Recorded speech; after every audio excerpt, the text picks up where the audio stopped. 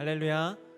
아멘. 네, 오늘도 청년부 예배에 오신 여러분, 또 주일 4부 예배기도 하죠. 주일 4부 예배에 오신 여러분을 진심으로 환영하고 축복합니다. 우리 오늘은 옆 사람을 바라보시면서 이렇게 한번 인사해봤으면 좋겠습니다. 주님께서 다 알고 계십니다 라고 얘기해볼까요? 시작. 주님께서 다 알고 계십니다.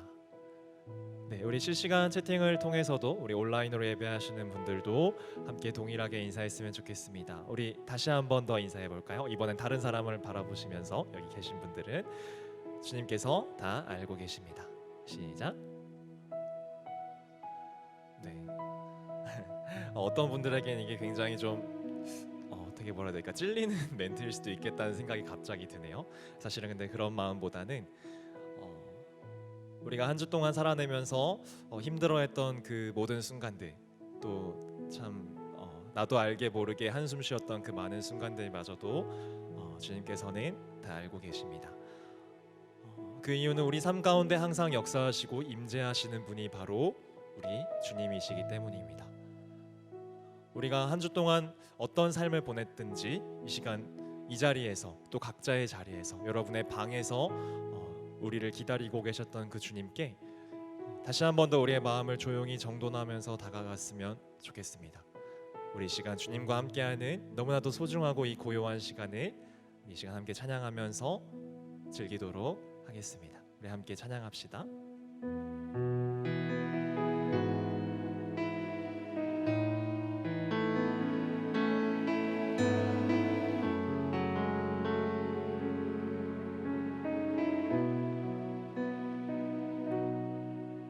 주님과 함께하는 이 고요한 시간, 주님의 보좌 앞에 내 마음을 쏟네. 모든 것 아시는 주님께 감출 것 없네. 내 맘과 정성 다해 주 바라나이다. 주님과 함께하는 이 고요한 시간, 주님의 보좌 앞에 내 마음을 쏟네. 모든 것 아시는 주님께 감출 것 없네.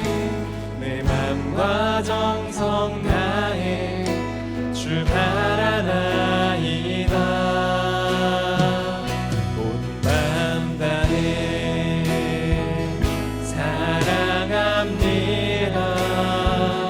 온 맘 다해 주 알기 원하네. 내 모든 삶 당신 것이니 주만 섬기니 온 맘 다해. 우리 2절로 함께 노래합시다. 나 염려하지 않아도, 나 염려하지 않아도 내 쓸 것 아시니. 나 오직 주의 얼굴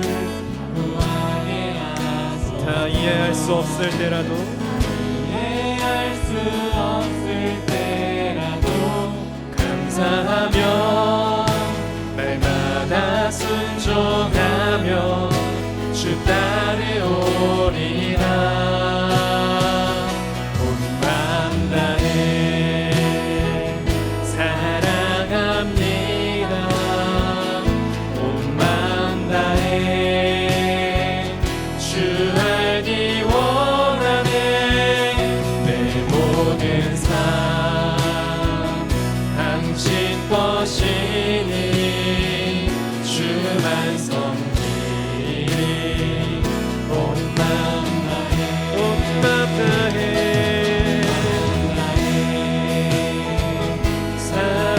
사랑합니다. 온 맘 다해 주 알기 원하네.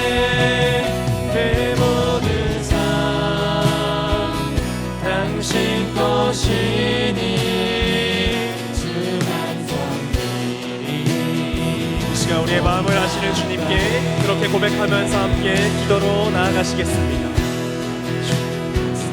우리의 모든 마음을 아시는 주님, 우리가 다 이해하지 못하는 그 순간일 때라도 주님께서 나와 함께 계심을 믿습니다. 주님, 그 주님께 우리가 감사하는 마음으로 나아갈 수 있게 하여 주시옵소서.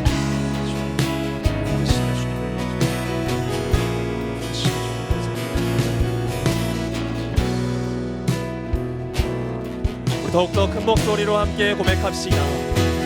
마음 다해 사랑합니다. 마음 다해 주 알기 원하네. 내 모든 삶 당신 것이니 주만 섬기리. 한 번 더 고백합시다. 온 맘 다해 온 맘 다해 사랑합니다. 온 맘 다해 주 알기 원하네. 내 모든 삶 당신 것이니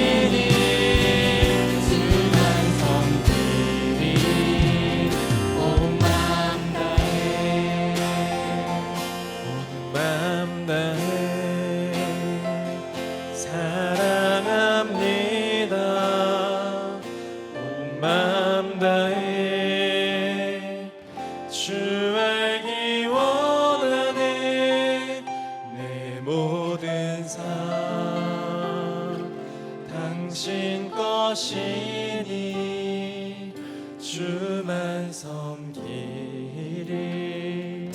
온 마음 다해. 우리의 모든 마음을 아시는 주님께 우리 시간 계속해서 기쁨으로 찬양하며 나아갑시다. 네. 나보다 나를 잘 아시는 주님, 내가 주를 떠나 어디로 가겠나이까. 나 어딜 가든지 주의 손이 나를 인도하시며 주의 오른손이 나를 붙드시리다. 나를 창세전부터 계획하시고 지금까지 인도하시네.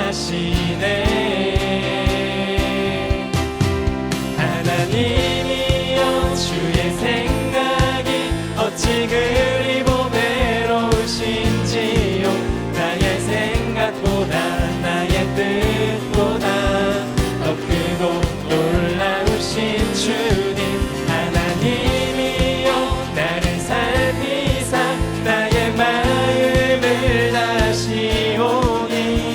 나를 영원한 길로 인도하소서. 나보다 나를 잘 아시는 주님, 내가 주를 떠나 어디로 가겠나이까. 나 어딜 가든지 손이 나를 인도하시며 주의 오른손이 나를 붙드시리다. 나를 창세전부터 계획하시고 지금까지 인도하시네. 하나님이여 주의 생각이 어찌 그리 보배로우신지요. 나의 생각보다 나의 뜻보다 더 크고 놀라우신 주님. 하나님이여 나를 살피사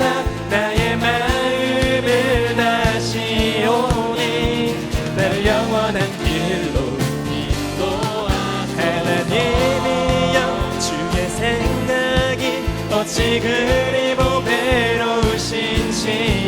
나의 생각보다 나의 뜻보다 더 크고 놀라우신 주님, 하나님이여 나를 살피사 나의 마음을 다시 오니 나를 영원한 길로 인도하소서. 하나님이여 주의 생각이 어찌 그리 보배로우신지요. 나의 생각보다 나의 뜻보다 더 크고 놀라우신 주님, 하나님이여 나를 살피사 나의 마음을 다시 오니 나를 영원한 길로 인도하소서.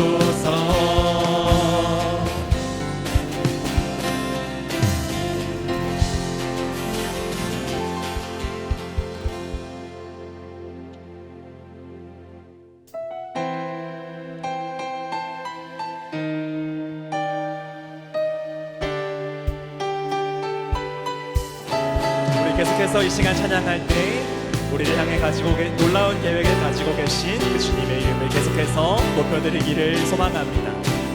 내 앞에 주어진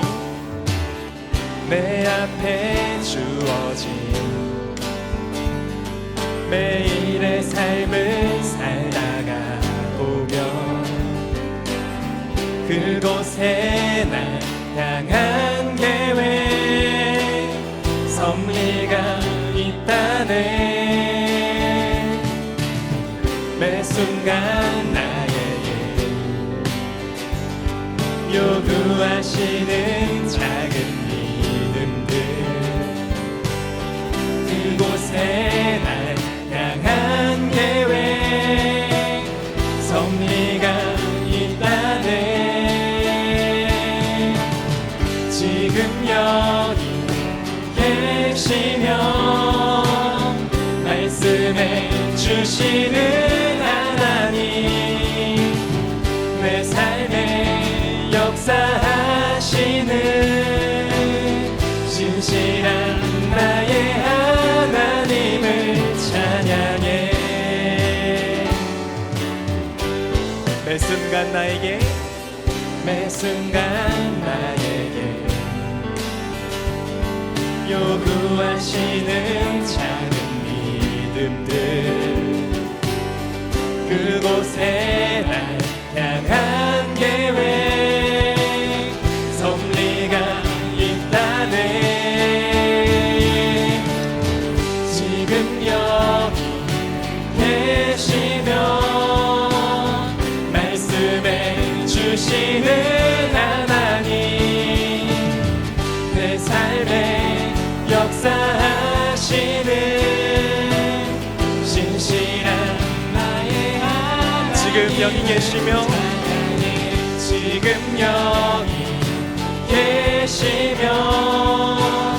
말씀해 주시는 하나님, 내 삶에 역사하시는 신실한 나의 하나님을 찬양해. 변함이 없는 영원한 그 사랑, 어두운 내 삶의 빛으로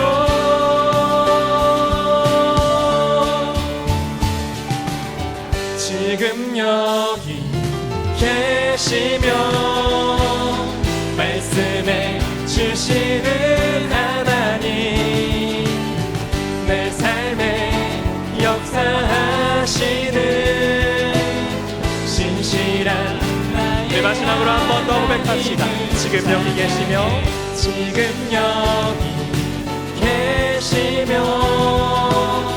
말씀해 주시는 하나님,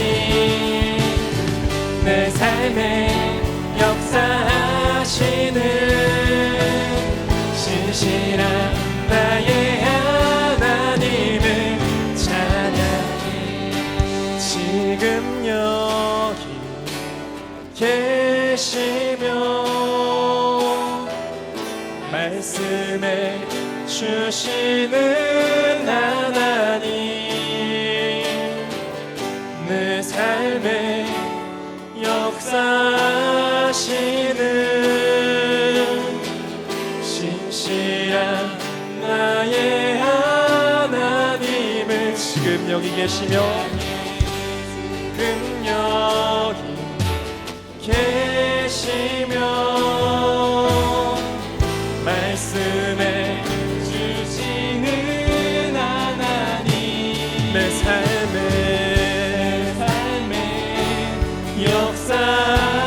역사하시는 신실한 나의 하나님, 신실한 나의 하나님은 신실한 나의 하나님, 신실한 나의 하나님을 찬양해.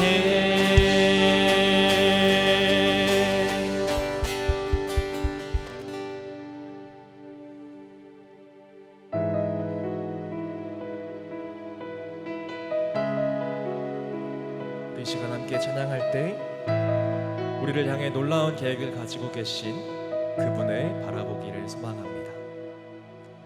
내게로부터 눈을 들어 주를 보기 시작할 때 주의 일을 보겠네. 내 작은 마음 돌이키사 하늘에 꿈꾸게 하네.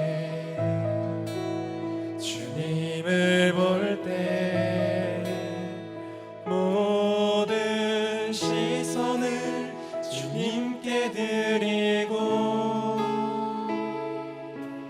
살아계신 하나님을 느낄 때 내 삶은 주의 역사가 되고 하나님이 일하기 시작하네.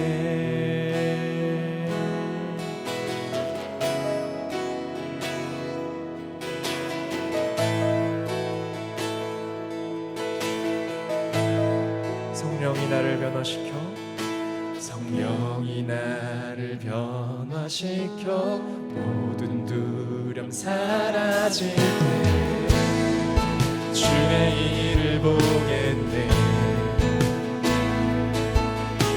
황폐한 땅 가운데서 주님만 알게 되니 주님을 볼 때 모든 시선을 주님께 드리고 전능하신 하나님을 느낄 때 세상은 주의 나라가 되고 하나님이 일하기 시작한 모든 시선을 주님께 드리고 살아계신 하나님을 느끼 내 삶은 주의 역사가 되고 하나님이 일하기 시작. 우리 마지막으로 한 번 더 선포합시다. 모든 시선을 주님께 드리고 전능하신 하나님을 느낄 때 세상은 주의 나라가 되고 하나님이 일하기 시작. 우리 시간 그 마음 가지고 함께 기도하며 나아가겠습니다. 우리를 향해 정말 놀라운 계획을 가지고 계신 그 주님께 우리의 시선을 올려드립시다. 주님께서 그 계획하신 그 일을 행하시는 것을 이 시간 우리가 볼 수 있게 하여 달라고 함께 기도하도록 하겠습니다. 기도합시다.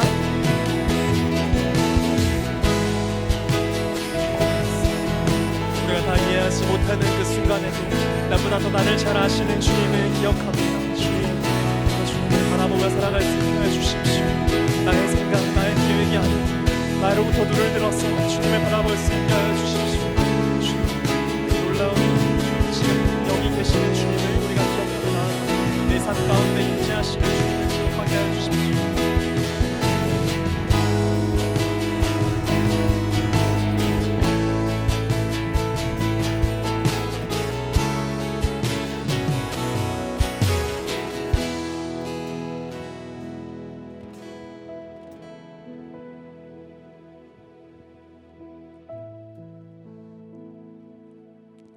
모든 시선을 주님께 드리고 살아계신 하나님을 느낄 때 하나님의 역사가 되고 이 세상이 하나님 나라가 됨을 주님 앞에 찬양 드렸습니다.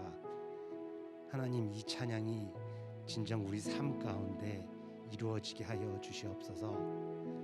찬양 따로 삶 따로 사는 그러한 삶이 아니라 하나님께서 원하시는 삶, 모든 시선을 주님 앞에 올려드리는 그러한 삶이 되도록 우리 홍성 청년 지체들에게 임하여 주시옵소서.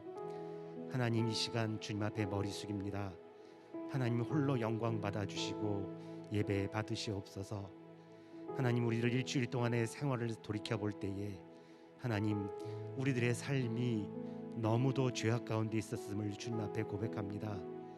죄악 가운데 사는 것이 너무도 평안했고 너무도 안락했고 나의 존재감을 느끼게 하는 삶이었음을 주님 앞에 고백합니다. 하나님의 말씀대로 사는 것이 너무도 어색했고 내가 나답지 않은 삶을 사는 것 같았음을 주님 앞에 고백합니다. 말씀을 멀리하고 세상의 쾌락을 즐겼습니다.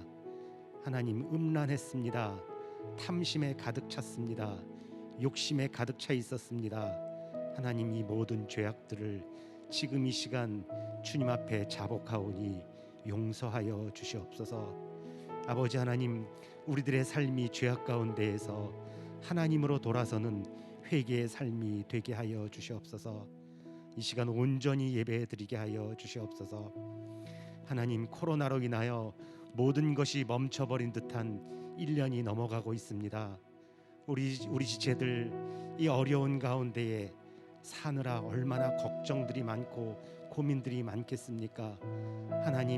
하나님께서는 아시지요.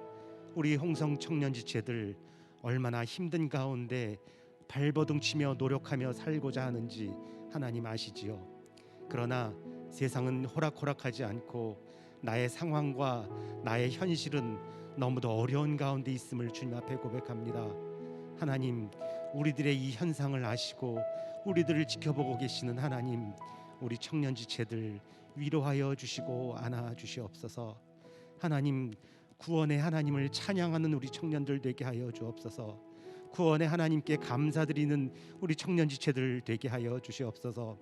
지금 상황과 지금 현상이 나를 억누를지라도 거기에 좌절하고 쓰러지지 말게 하여 주시고 하나님 이름 부르며 하나님 손잡고 일어설 수 있도록 인도하여 주시옵소서. 지금 왜 나에게 이런 어려움이 있느냐라고 하나님을 향해 손가락질하지 말게 하여 주시고 이 시간 하나님께서 이 고통과 어려움을 통해서 하나님께서 나를 부르고 계시는 그 하나님을 발견할 수 있도록 인도하여 주시옵소서. 하나님, 광야 40년 동안 이스라엘 백성들이 의복이 헤어지지 아니하였고 발이 부르트지 아니하였습니다. 하나님, 그들이 광야 40년 동안 굶어 죽은 자들이 없었고 오로지 주님 앞에 불순종했을 때에 아버지 하나님께 벌을 받았음을 주님 앞에 고백합니다. 우리 청년 지체들 지금 어려운 가운데 해도 이루어지지 않는 기도 제목 가운데 좌절하고 쓰러지지 말게 하여 주시고 이 상황에서도 우리를 먹여주시겠다, 우리를 입혀주시겠다 말씀하신 그 하나님을 바라보며 그 하나님을 향해서 손 내밀고 달려가게 하여 주시옵소서. 이 현상이 어려울지라도 그것은 하나님보다 클 수 없습니다.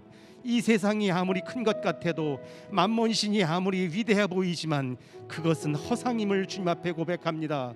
아버지, 허상 앞에 우리가 쓰러지지 말게 하여 주시고 남들이 바라보는 모든 것을 향해서 나도 달려가지 말게 하여 주시고 오로지 나를 구원해 주신 여호와 하나님을 향해서 달려가는 우리 청년지체들 되게 하여 주시옵소서. 아버지 하나님, 하나님께 무릎 꿇고 기도할 때에 아버지 하나님 우리들을 방황하지 않게 하여 주시고 하나님께서 우리를 향하여 주신 사명과 소명과 부르심을 향해 달려나가게 하여 주옵소서. 오늘 불려지는, 오늘 드려지는 찬양의 가사처럼 우리의 모든 시선이 하나님을 향할 수 있도록 인도하여 주셔서 내 주변에 하나님 나라가 확장되게 하여 주시고 나로 인하여 모든 사람들이 하나님을 만날 수 있도록 인도하여 주옵소서. 아버지 하나님, 비록 내 생활이 어려울지라도 하나님, 내 안에 계신 하나님을 바라볼 때에 나는 무명한 자 같으나 유명한 자라고 말씀해 주셨습니다. 아무것도 가진 것이 없는 자 같지만 모든 것을 가진 자라고 하였습니다. 가난한 자 같지만 많은 사람들을 부욕해 주는 자라고 말씀하셨사오니 아버지 하나님, 그 주인공이 우리 홍성교회 청년 지체들입니다. 하나님, 자부심을 가지고 세상에 나가서 선포하며 하나님의 자녀답게 살게 하여 주시옵소서. 승리하게 하여 주옵소서. 말씀 붙들고 승리하게 하여 주시옵소서. 오늘도 말씀이 선포되어집니다. 하나님, 매주 듣는 그러한 말씀이 아니라 나의 심장을 쪼개고 나의 마음을 찌르는 말씀이 되게 하여 주옵소서. 그리하여서 그 말씀을 가지고 한 주 동안 생활하면서 그 말씀대로 살기 위해서 정말 애쓰고 수고하며 피 흘리는 우리 청년지체들 되게 하여 주시옵소서. 어디 가나 손해보게 하여 주시고 어디 가나 남을 억울하게 하는 것이 아니라 내가 억울한 사람을 살 수 있도록 인도하여 주옵소서. 오리를 가자 할 때 십리를 갈 수 있는 우리 청년지체들 되게 하여 주시고 겉옷을 달라 할 때 속옷까지 내어주는 우리 청년지체들 되게 하여 주옵소서.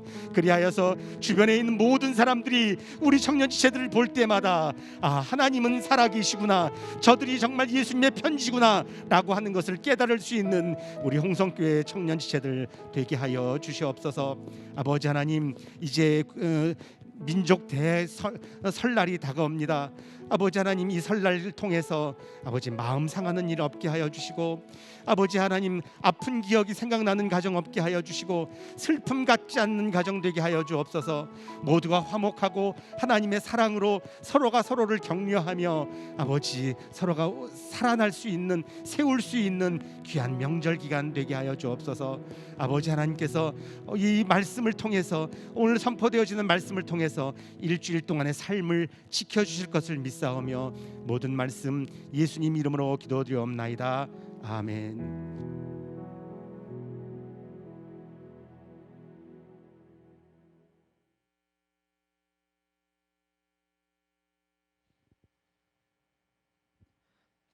네, 오늘 함께 나눌 말씀은 사사기 14장 5절부터 9절까지의 말씀입니다. 사사기 14장 5절부터 9절까지의 말씀입니다. 우리 한 절씩 교독하도록 하겠습니다. 제가 먼저 읽겠습니다. 삼손이 그의 부모와 함께 딥나에 내려가 딥나의 포도원에 이른즉 젊은 사자가 그를 보고 소리 지르는지라.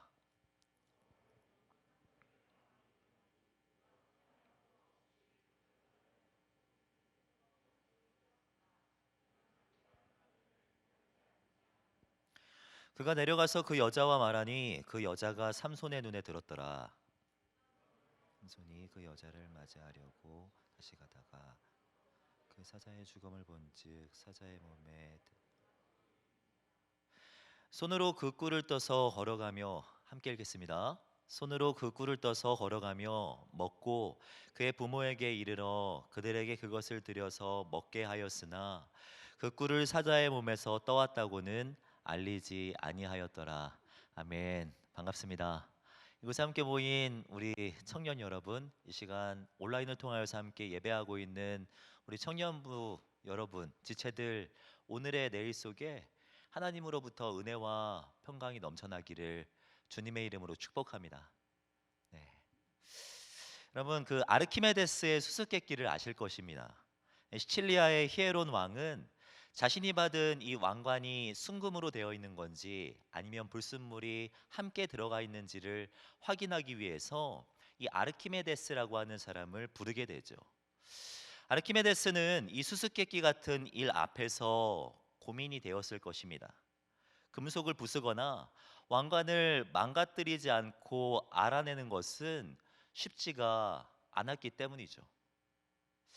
고민하던 이 아르키메데스는 목욕을 하던 중에 자신이 물속에 들어가자 수위가 높아진다는 점을 주목했고, 이를 통해 수수께끼를 풀어낼 수 있었다라는 이야기입니다. 그리고 나서 이 아르키메데스는 외치죠. 뭐라고 외칩니까? 유레카. 알아냈다라고 외쳤다는 그 이야기를 누구나 알고 있을 것입니다.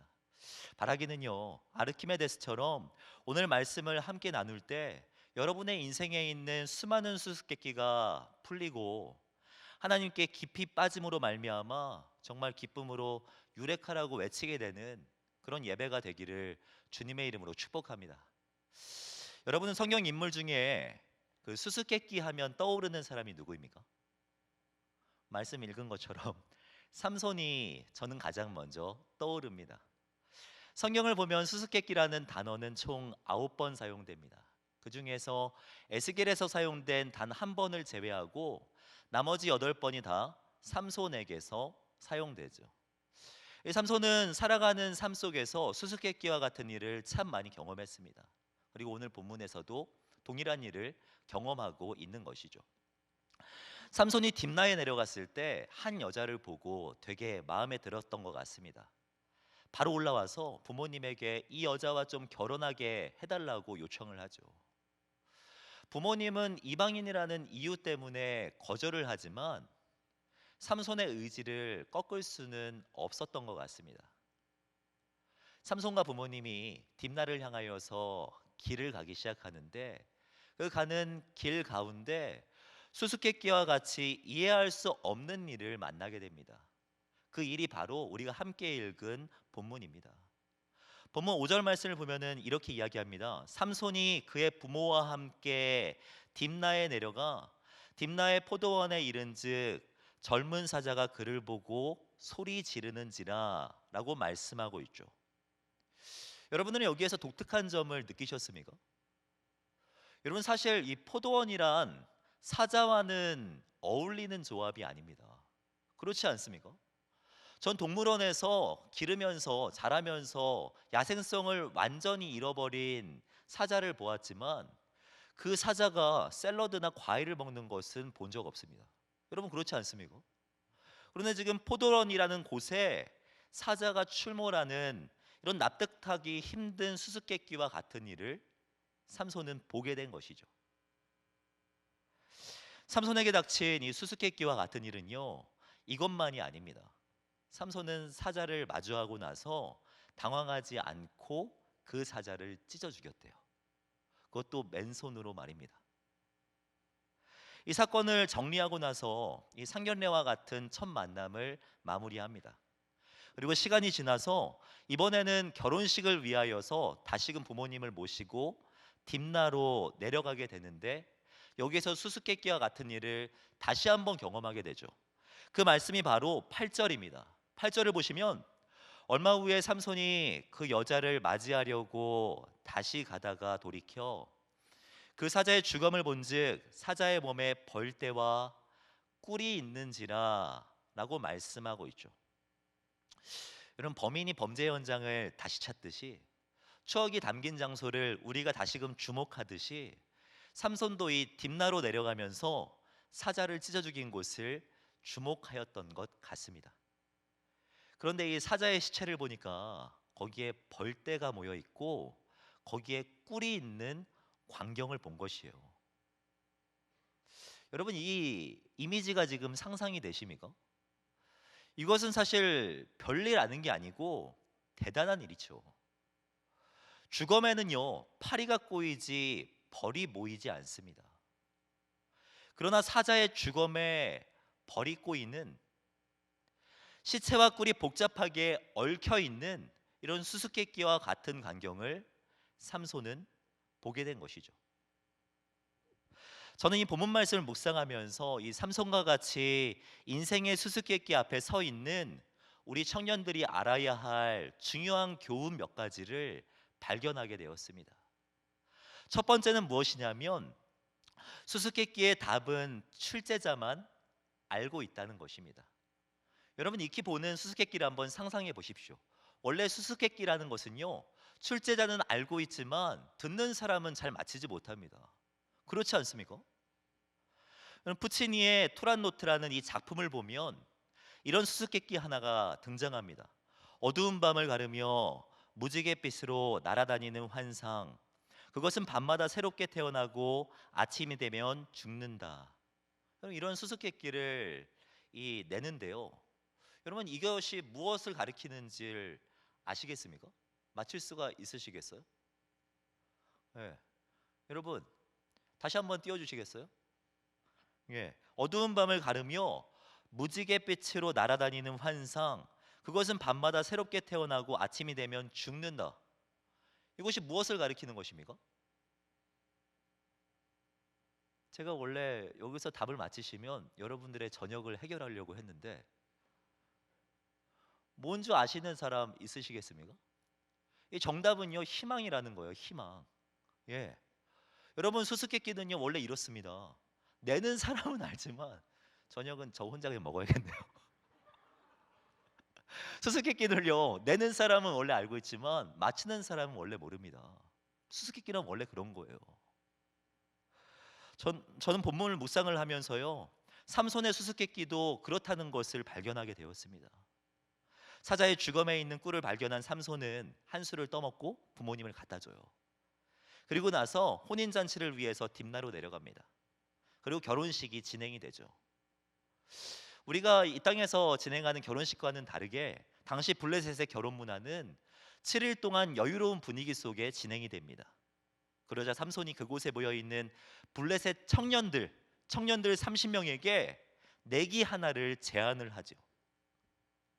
자신이 수수께끼를 하나 낼 터인데 맞히면 30명에게 배옷 한 벌씩과 겉옷 한 벌씩을 각각 나누어 줄 것이고, 반대로 맞히지 못하면 나에게 배옷과 겉옷 30벌을 당신들이 달라고 제안을 하게 됩니다. 그리고 나서 내는 수수께끼가 바로 이것입니다. 먹는 자에게서 먹을 것이 나오고 힘센 자에게서 달콤한 것이 나왔다. 여러분, 이것이 무엇을 의미합니까? 사자에게서 꿀이 나온 자신의 경험을 문제로 낸 것이죠. 여러분, 삼손이 이 문제를 수수께끼로 냈다는 것은 의미하는 바가 큽니다.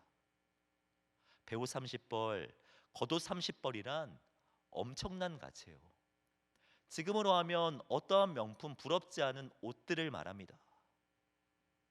그런데다가 30명을 대상으로, 그것도 자원에서 먼저 퀴즈를 낸다는 것은 자신에게도 이 일들이 이해가 안 되는 일이었으며 상대방도 절대 알아맞히지 못할 것이라고 확신했기 때문에 지금 이 문제를 내고 있는 것이죠. 실제로 삼손이 이 문제를 냈을 때 성경은 그들이 3일이 지나도 답을 알아맞히지 못했습니다 라고 설명하고 있습니다. 이런 본문에서 강조되는 표현이 있다면 그것은 모른다라는 것입니다. 본문을 묵상하다 보면 알지 못하였더라, 알리지 아니하였더라, 수수께끼를 풀지 못하였더라라는 이런 모른다라는 표현이 반복해서 사용되고 있는 것을 볼 수가 있습니다. 여러분, 우리는 살아가면서 수수께끼와 같은 일들을 많이 만납니다. 합리적인 지성을 다 동원하고 살아온 경험들을 다 종합해 보아도 이해되지 않는 일들이 우리의 삶 속에는 분명히 있다는 것입니다. 예상하지 못했던 아픔과 이별, 소망을 잃어버리게 하는 수많은 일들, 우울감과 괴로움, 요즘으로 하면 코로나 바이러스로 인한 제한과 제약들, 이런 수수께끼와 같은 일들을 만났을 때 우리 안에 가장 먼저 들게 되는 질문은 이런 일이 왜 일어났지이지만, 사실 그 이유를 찾기는 쉽지가 않다라는 것입니다. 그러나 사랑하는 우리 청년지체 여러분, 때로는 모른다고 고백하는 것이 필요할 때가 있습니다. 모르는 것을 인정할 때 새로운 것이 시작되는 일이 있다라는 것입니다. 제가 여러분들과 함께 시간을 보내다 보면 갑자기 질문들이 훅 들어올 때가 있습니다. 성경적인 질문 같은 거 말이죠. 갑자기 이런 상황에서 이런 질문을 한다고? 예를 들면 그런 거예요. 고기를 굽고 있다가 그 예정론 같은 걸 물어보는 이건 분위기에도 맞지도 않고 갑자기? 라는 생각이 저에게는 들죠. 그런 질문을 저에게 하면은요, 저는 당황하지 않고 당당하게 말합니다. 나도 모른다고요. 여러분, 모른다고 고백하면은요, 되게 큰일이 날 것 같지만 사실 그렇지 않습니다. 우리는 사람들이 모든 것을 알 수 없다는 것을요, 이미 다 알고 있어요. 그래서 제가 모른다고 해도 여러분들은 전혀 실망하지 않잖아요.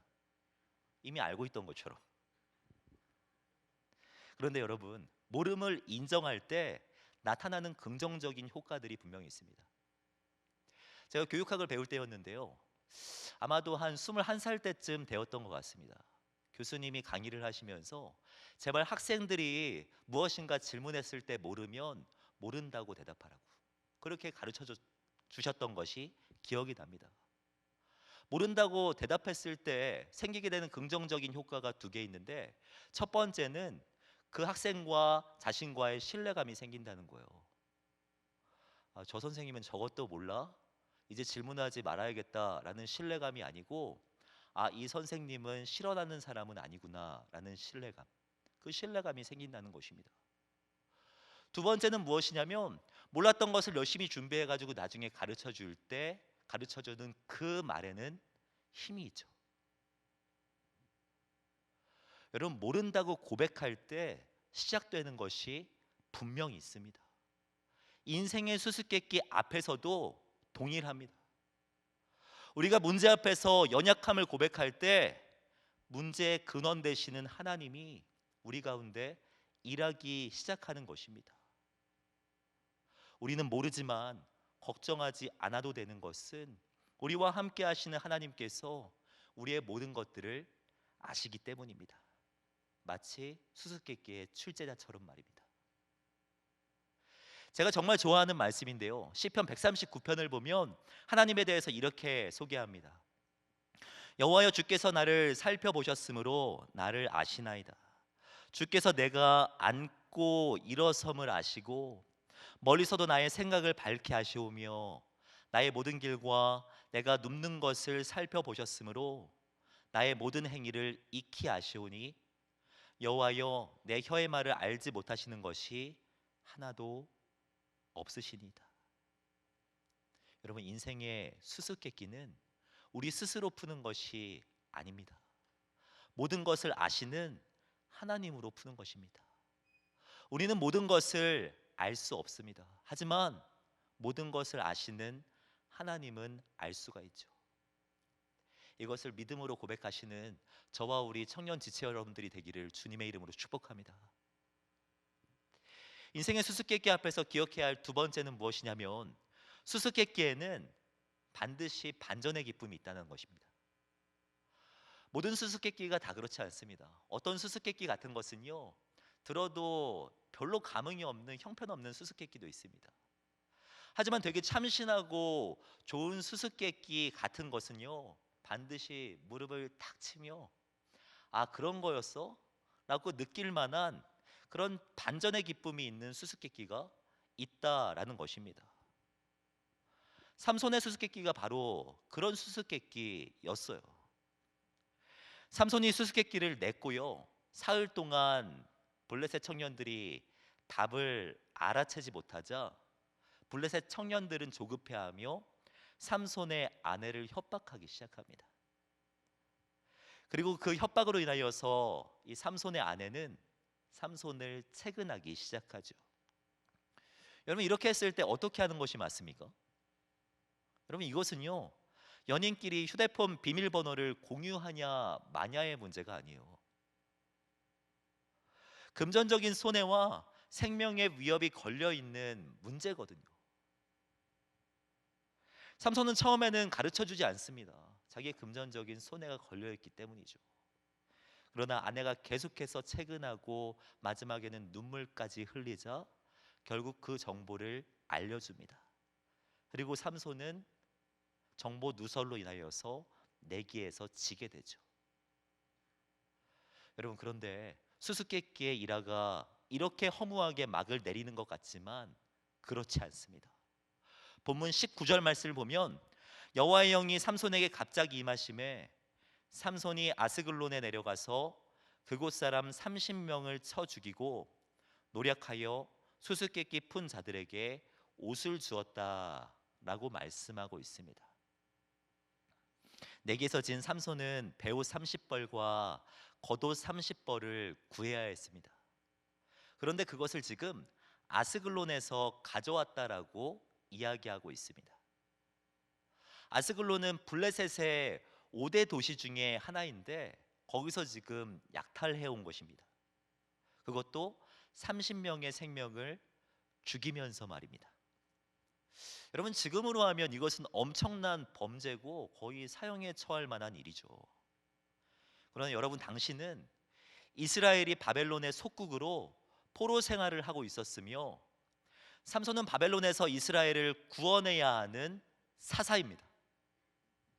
그런 사사가 블레셋 사람 30명을 죽인 일은 해서는 안 될 일이 아니라 반드시 해야 할 일이며 이스라엘이 그토록 간절히 소망하고 소원했던 일이었다고 보는 것이 맞죠.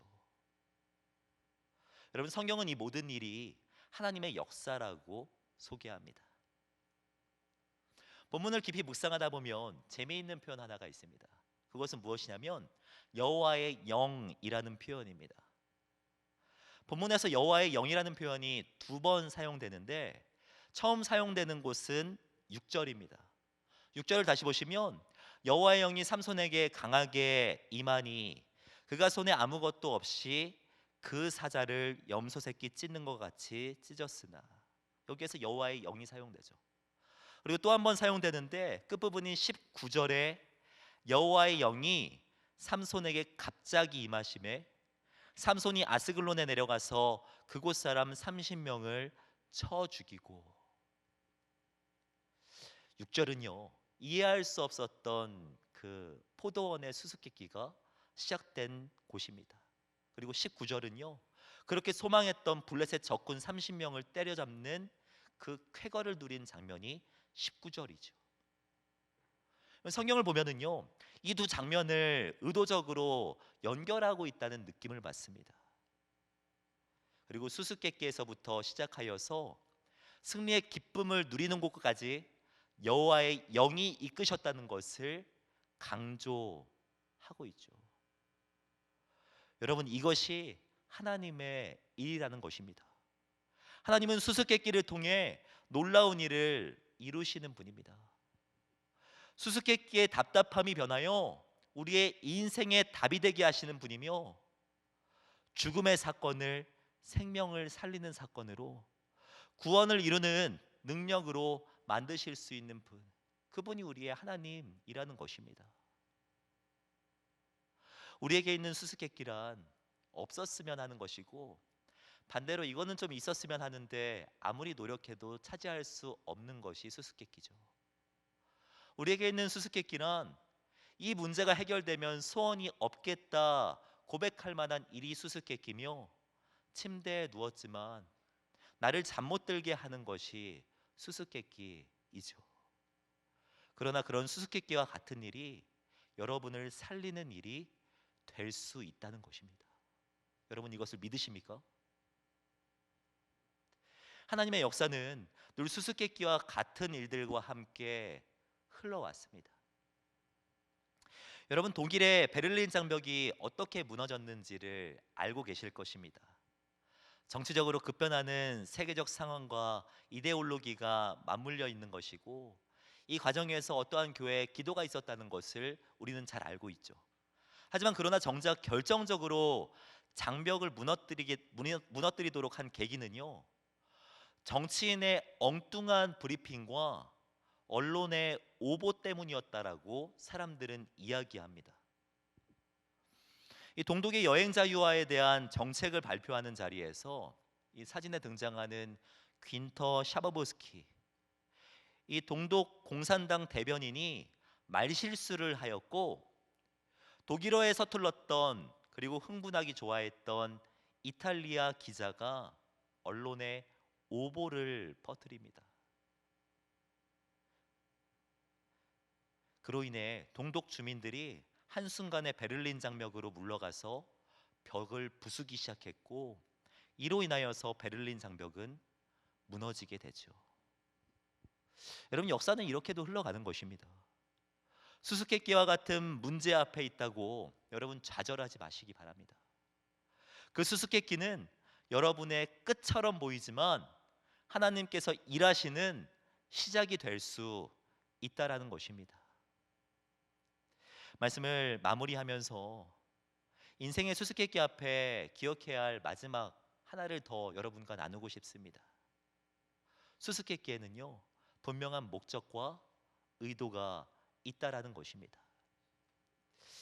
여러분, 저는 여러 사람들을 대하면서 많은 사람들에게 수수께끼의 질문을 들어봤지만 단 한 번도 수수께끼가 목적이었던 사람은 만나보지 못했습니다. 어색했던 관계인 사람이 어색함을 풀기 위해서나 친밀한 사람이 저와 더 친밀해지기 위해서 아니면 친밀함을 드러내기 위해서 그런 넌센스나 수수께끼와 같은 것들을 내는 것은 보았지만 생판 모르는 사람이 저에게 와가지고 수수께끼를 내는 경우는 저는 경험해보지 못했습니다. 여러분, 이 말은요, 수수께끼 자체가 목적이 되는 경우는 하나도 없다라는 것입니다. 하나님의 수수께끼도 동일해요. 왜 이런 일이 일어났지 싶지만 하나님의 수수께끼도 그 자체에 목적이 있지는 않다라는 것입니다. 여러분, 우리가 함께 나눈 본문, 이 포도원의 사자 스토리가 5절부터 진행되지 않습니까? 근데 이 5절의 바로 앞절인 이 4절을 보면 이런 말씀이 기록되어 있습니다. 그때 블레셋 사람이 이스라엘을 다스린 까닭에 삼손이 틈을 타서 블레셋 사람을 치려 함이었으나 그의 부모는 이 일이 여호와께로부터 나온 것인 줄을 알지 못하였더라. 삼손도 그 일이 무슨 일인지 알지 못하였고 부모님도 알지 못했어요. 이 수수께끼와 같은 일이 왜 나의 안에 일어났는지 아는 사람이 한 명도 없는 상황이었어요. 하지만 그 이유와 목적을 아는 한 사람이 있었는데 그 사람이 지금 하나님이라고 이야기하고 있는 거죠. 하나님이 분명한 목적을 가지고 삼손 가운데 수수께끼를 허락하셨고 그 목적에 따라 삼손을 신실하게 이끌어 가셨던 것 아니겠습니까? 사랑하는 청년 여러분, 수수께끼와 같은 문제가 있다면 그것은 하나님께서 여러분 가운데 일하시기 때문임을 믿으시기 바랍니다. 인생의 수수께끼를 마주하고 계십니까? 그렇다면 여러분을 통하여서 이루고자 하시는 하나님의 일이 크기 때문임을 믿으시기 바랍니다. 그런 하나님을 바라보는 시선, 그런 하나님을 신뢰하는 믿음이 여러분의 수수께끼를 풀어내는 원동력이 될 것이라고 저는 확신합니다. 말씀을 정리하기를 원합니다. 여러분, 몽골리아는요, 지금도 유목생활하는 사람들이 40%가 넘는다고 말합니다. 그들의 시력은 한 6.0 정도 된다고 말을 해요. 우리와는 완전 반대죠. 우리는 0.6 정도 되는데 독수리가 5.0인 걸 비교하면은 6.0이라는 시력은 진짜 어마어마한 시력이죠. 그들이 이와 같은 시력을 갖게 된 이유는 멀리 바라보는 습관이 있기 때문이라고 말합니다. 양떼를 지키기 위해 멀리 보다 보니 좋은 시력을 갖게 된 것이죠. 저는 우리에게도 이런 시선이 있기를 소원합니다.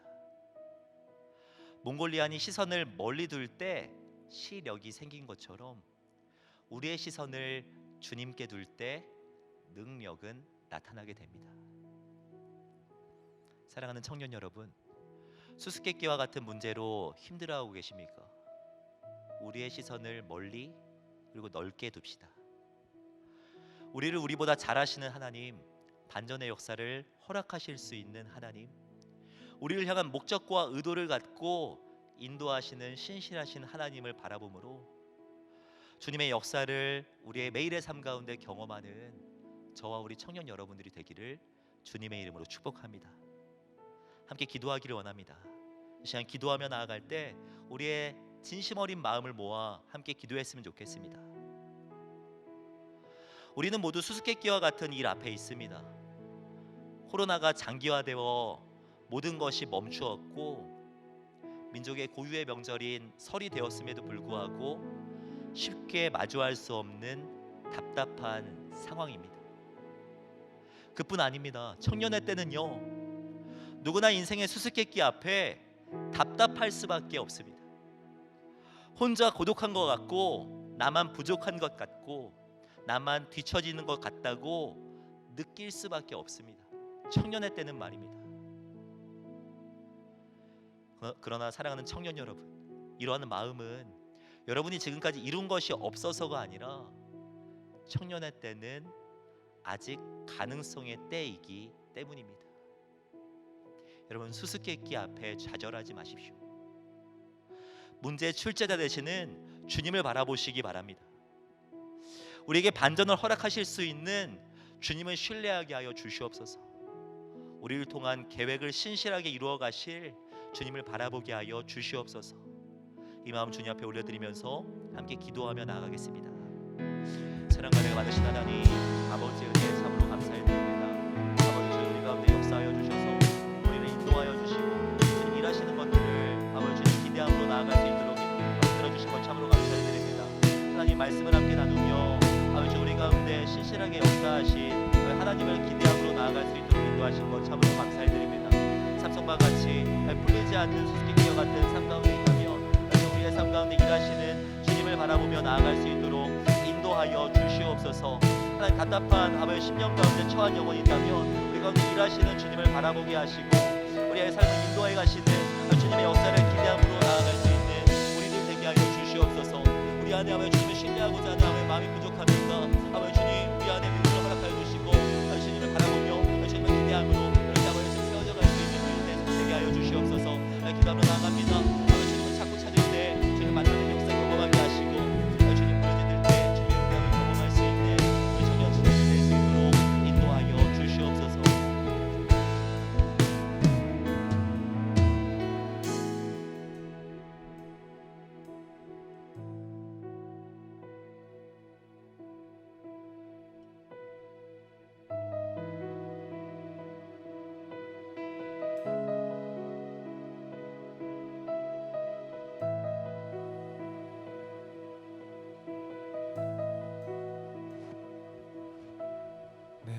내게로부터 눈을 들어 주를 보기 시작할 때 주의 일을 보겠네. 내 작은 마음 돌이키사 하늘에 꿈꾸게 하네. 주님을 볼 때 다시 한 번 더 고백합시다. 내게로부터 눈을 들어 주를 보기 시작할 때 주의 일을 보겠네. 내 작은 마음 돌이키사 하늘에 꿈꾸게 하네. 주님을 볼 때 시선을 주님께 드리고 살아계신 하나님을 느낄 때 내 삶은 주의 역사가 되고 하나님이 일하기 시작한 모든 시선을 주님께 드리고 전능하신 하나님을 느끼 세상은 주의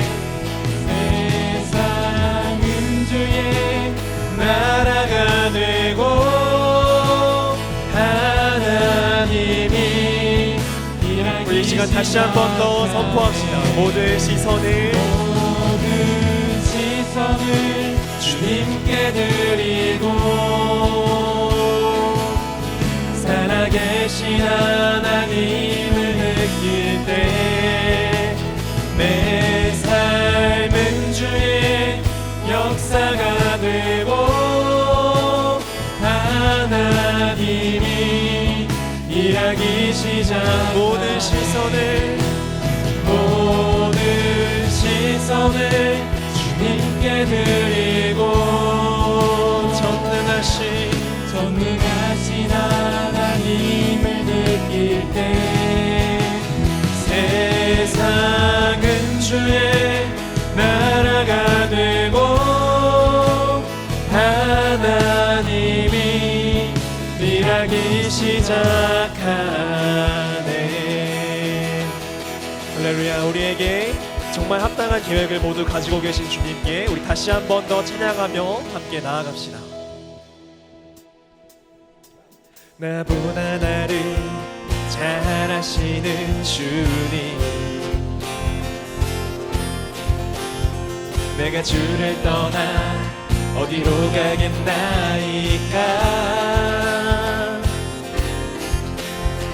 나 어딜 가든지 주의 손이 나를 인도하시며 주의 오른손이 나를 붙드시리라. 나를 창세전부터 계획하시고 지금까지 인도하시네. 하나님이여 주의 생각이 어찌 그리 고배로우신지요. 나의 생각보다 나의 뜻보다 더 크고 놀라우신 주님. 하나님이여 나를 살피사 나의 마음을 다시 오니 나를 영원한 길로 인도하소서. 하나님이여 주의 생각이 어찌 그리 보배로우신지요. 나의 생각보다 나의 뜻보다 더 크고 놀라우신 주님. 하나님이여 나를 살피사 나의 마음을 다시 오니 날 영원한 길로 인도하소서. 아멘. 우리를 인도하시는 주님께 함께 영광의 박수 올려드리겠습니다.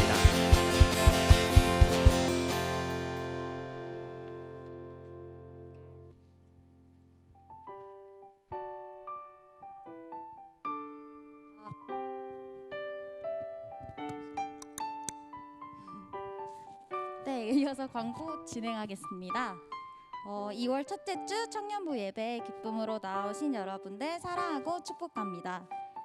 지난주 광고와 동일하게 겨울 말씀 사경회가 다다음 주 주일 2월 21일부터 3주간 예배 시간에 진행됩니다.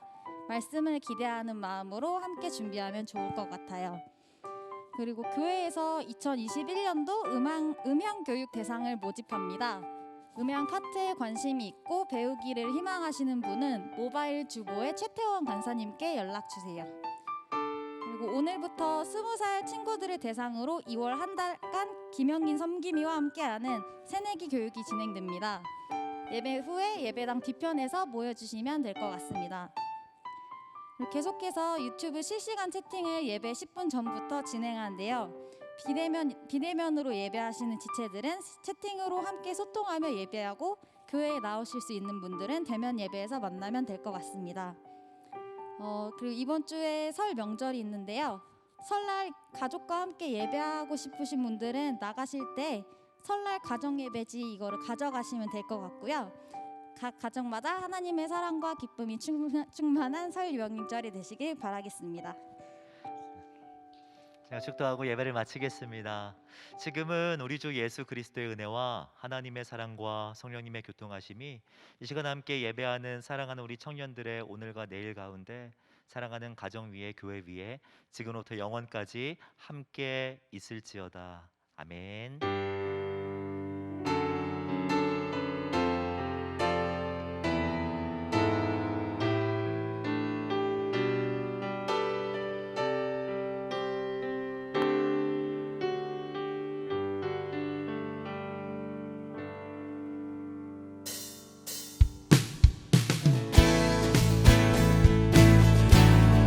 할렐루야. 이 시간 함께 자리에서 일어나셔서 함께 돌아가시면서 기쁨으로 고백하겠습니다.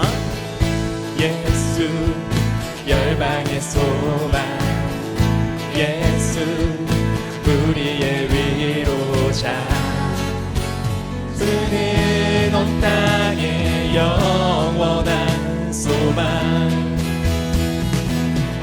예수 어둠 속의 빛, 예수 변함없는 진리, 주는 온 땅에 빛이 되시네.